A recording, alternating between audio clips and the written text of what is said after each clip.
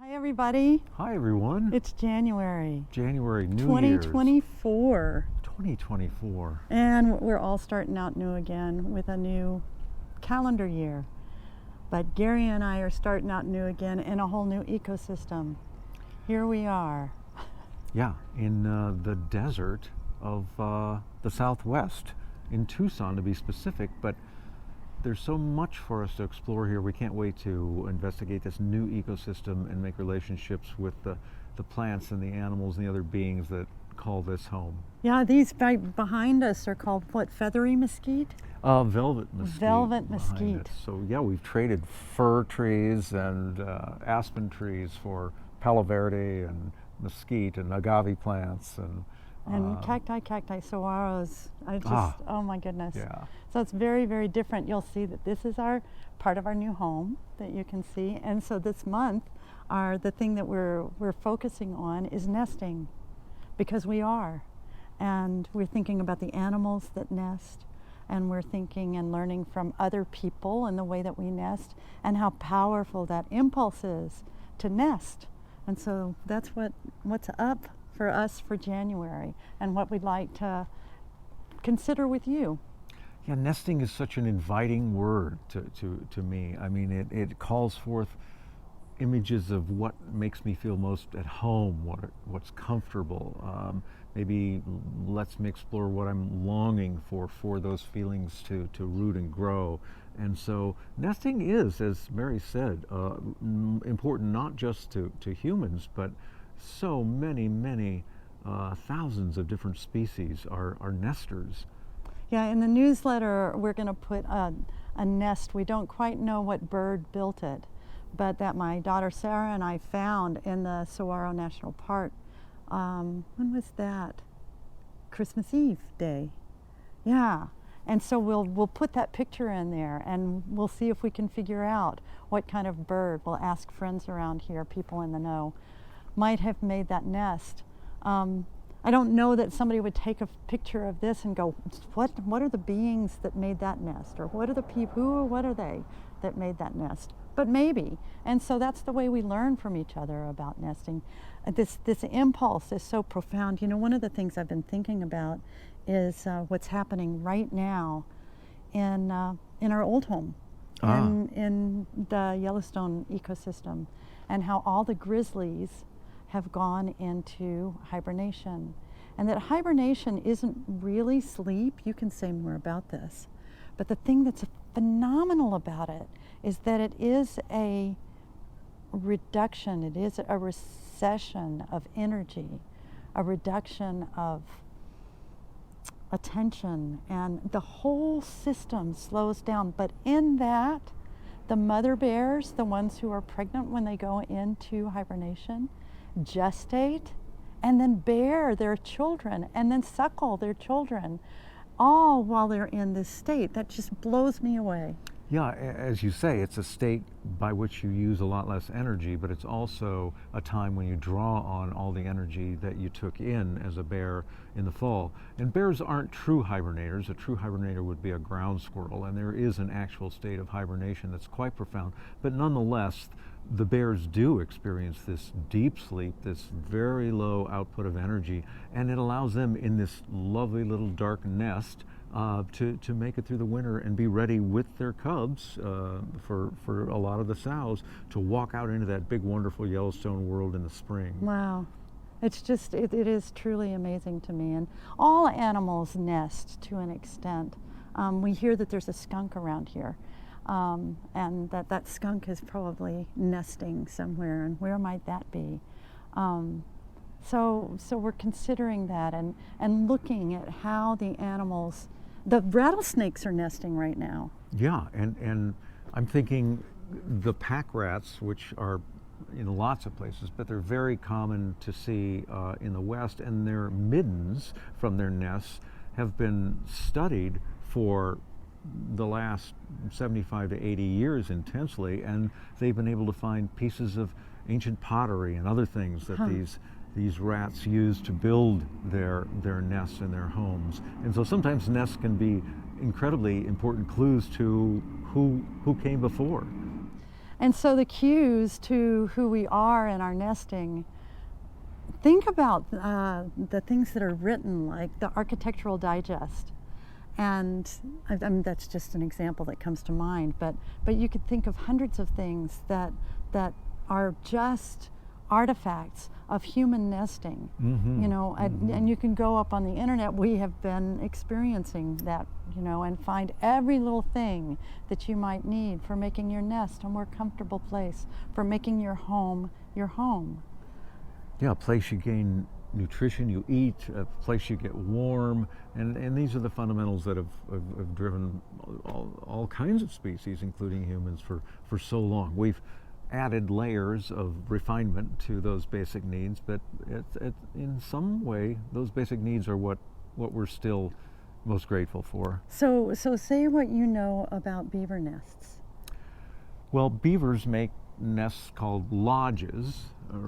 Not too many people refer to them as nests, but they are. They provide a lot of safety for beavers from predators, because the entrances tend to be under the water or under the ice, if you will, at certain times of the year. And they swim down, come up into this chamber that they excavate, and that's where they have their young.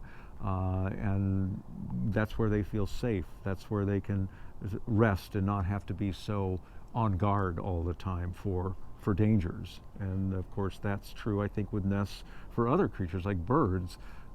Birds nest to have young, but they also nest to be safe from predators, and you'll see a variety of bird nest architectures based on how big the bird is, what the bird eats, the environment the bird lives in. Some birds build dome nests so they can be hidden from predators.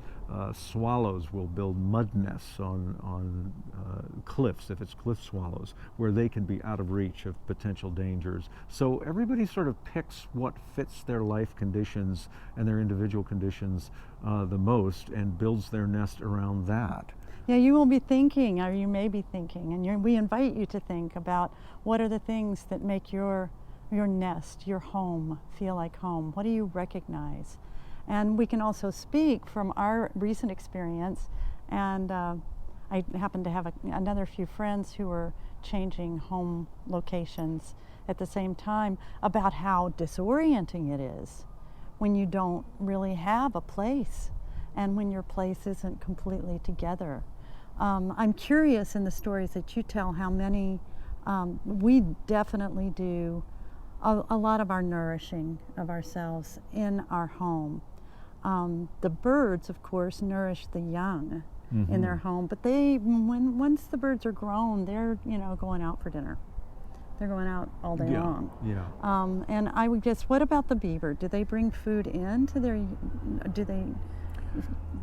Sometimes, depending on the size of the branches, they eat the inner layers of the bark of certain kinds of trees like willow and sometimes cottonwood and aspen. And so small branches they can bring into the nest and eat. Bigger branches, no, they'll eat those outside. So have picnics, if you will. But yeah, sometimes the food comes in. You know, and I was here thinking too that with all the literally thousands of miles I spent on the trail with a backpack on, you know, every evening one of the joys was to put up that little tent and to nest into that down sleeping bag, and to have a little stove to cook with. And so that was a nest on the move, but it was very much a nest on every day. And if you get caught out without a nest, it's not good. It's not comfortable. And there's just something ever so powerful about having a place to feel at home and safe, and especially at the nighttime. And we're in this time of year that has longer night times. So the nesting and the kind of tucking in that we do this time of year, and really all year round, but especially this time of year in the Northern Hemisphere, is part of nesting, and part of how we take care of body, mind, and spirit. These internal ecologies that make it so that we can show up better and be more present for the ecologies that happen between us, and then for interacting with the ecologies around us. You mentioned earlier the difference between, you said grizzlies are not true hibernators. but ground squirrels are. Can you describe that distinction? What? Certain ground squirrels are anyway. It really has to do with a physiological level, the lowering of the body temperature, the level of decrease of breathing, and so the physical processes that go on during a hibernation are almost stopped. Not entirely, but almost stopped. One of the things that biologists discovered some time ago is that hibernating animals are almost non-responsive to what would normally be lethal doses of radiation. They have a level of ability to maintain their organs in a better fashion, to the point where now heart surgeons for the last 40 years or so have induced hibernation, if you will, around the heart and in the person to the extent you can induce that, just so that that slower physiology allows them to do their business without so much trauma to the body. So bears are slowing down their breathing. They're not having the same kind of level of physiological activity that they do when they're awake, but they're not quite to that deep level that certain other true hibernators get to. And it's just a mystery how that evolved as a way to protect an animal in a season where it's impossible for them to get enough food to stay alive. Well, it is really quite compelling in the topic of nests, because of this thing that I was mentioning earlier about how nighttime, at least for humans, is a time when we really are prone to nest more. We're prone to tuck in because it's harder to see, because we can't really know what's coming our way. So with these longer nights, it's a time for us too. We don't hibernate. We don't lower our physiological function at all. Right. But psychologically and socially, we do pull in a bit. And so that to me is analogous to what happens with the bears and the ground squirrels. They got to find some great places to be. Yes. Because because they really are shutting down. Those two species are shutting down more. And so in order to do that and survive, they got to find a great place to be. Yeah. And so nesting is vital. And for the rest of us, our regenerative power comes from sleep.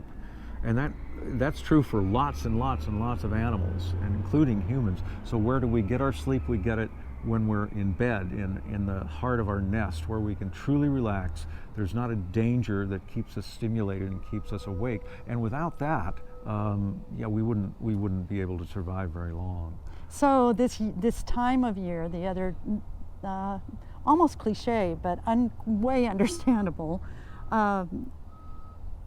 things that come to mind are renewal and what? Rejuvenation. Yeah. Rebirth is a theme in a lot of storytelling. And so, from our places in our individual nests, there's much to think about as far as the quality of our lives and what we want to see happen in the months to come of 2024. And so with the sleep, we renew, just like everything around us is renewing and regenerating. And redemption, that's another word that comes to mind, which is kind of an interesting thing. There's some redemptive kind of vibe about the new year. There's this okay, let's start again. And have been at it long enough to know that it's just a new year. The birds don't know it's a new year. It's a Gregorian calendar thing. We made this stuff up. We did make it up. But nonetheless, there is that psychological and really energetic kind of possibility. So we invite you all to consider the many perspectives that we can have on our lives and the lives in the natural world, and what we can learn from the natural world and from each other about nesting. And all the while, the sun is coming north, more and more, lighting up our world, warming up our world, drawing us maybe out from our nests to explore all the relationships and the connections and the beauty that surround us in the natural world, and as well as in urban settings. And that's about the northern hemisphere. Gary and I are about to spend some time in the southern hemisphere, where it is high summer right now. And when that may make it, we don't know for sure, that we aren't able to do the deep dive. Watch your email if you're and sign up for our little newsletter. www.fullecology.com. Just sign up and we'll get you on that newsletter, and we'll let you know if we're having the deep dive this month. We will for sure in February, but this month we're going to be in another country, and we may be connecting with you from there. We will see how that goes. I hope we can deep dive because I want to talk to other people about this whole nesting thing idea. for It's real. just very appealing. Yeah. So enjoy your nests and And- enjoy the place where you were planted, and grow well there. Yes, and the happiest of New Year's. May we all have peace. May we all know wisdom. May we all know gratitude and our connection with each other and with all beings, all beings. Okay. Well, so write us at connect@fullecology.com. We'll be in touch about the second Tuesday in January about whether or not we're going to be doing a deep dive. And through it all, take good care and happy New Year. Happy New Year. And if you fall into that resolution urge of early, say, January through mid-January, keep in mind that we've got retreats coming up in June in the beautiful Centennial Valley, one of which we guarantee will focus on writing and improve your ability as a writer, both craft-wise as well as perspective and insight into the world around you, as well as a full ecology retreat. Which we guarantee will provide you with experiences connecting with the natural world and reviving your deep relationship, even deeper than you can imagine. So come and join us at one of those retreats. Those are in June. Be in touch if you're curious, and we will talk with you next month. Yes, we will. All right. Thanks for tuning in. Yeah, see you soon. Bye for Bye. now.